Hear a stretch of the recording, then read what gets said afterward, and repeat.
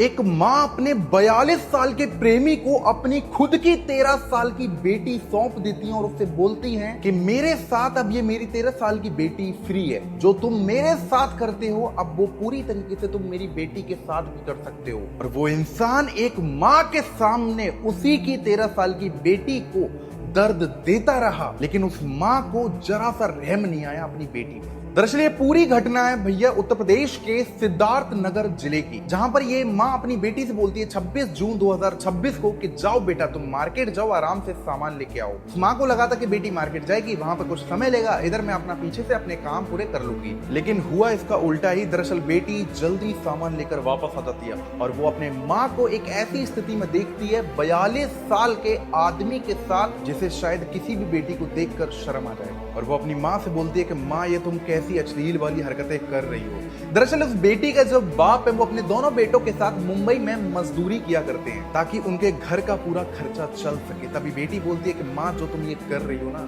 वो पूरी तरीके से गलत है। और तब बेटी बोलती है कि माँ मैं अपने पापा को कॉल करती हूँ और सब बता दूंगी। तभी भैया उस बेटी की माँ बोलती है उस 42 साल के आदमी को कि इसके साथ भी वही करो जो तुम मेरे साथ पिछले कई सालों से करते आ रहे हो। और फिर वो 42 साल का दरिंदा उस बेटी को दर्द देता रहा, लेकिन उस माँ के अंदर जरा सा रहम नहीं आया कि रोक सके। और इस पूरी घटना के होने के बाद माँ को लगा कि अब बेटी क्या ही बोलेगी, लेकिन बेटी अपने बाप को कॉल लगा देती है और बोलती है कि पहले तो ये दोनों रिलेशन चलाते हैं चुपके से। जब मैंने इनको पकड़ लिया, पापा को कॉल लगाने के लिए बोला, तब इन्होंने मेरे साथ भी दरिंदापना किया पापा। तभी इतनी बात सुनकर वो बाप तुरंत अपने बेटों के साथ घर वापस आ जाता है। लेकिन जैसे ही मुंबई से उसका बाप और दोनों भाई मिलकर आते हैं, तभी वो मोहतरमा जो माँ थी वो अपने प्रेमी के साथ मिलकर भाग जाती है, कहीं गायब हो जाती है। तभी वो बेटी और बाप दोनों मिलकर सिद्धार्थ नगर थाने में जाते हैं, रिपोर्ट लिखवाते हैं, लेकिन पुलिस वालों ने उन बाप बेटी की जरा सी भी नहीं सुनी। वो बाप और बेटी एसपी ऑफिस जाते हैं, लेकिन एसपी ऑफिस में भी उसकी कोई मदद नहीं करता। फिर थक हार के वो बाप बेटी कोर्ट रूम जाते हैं,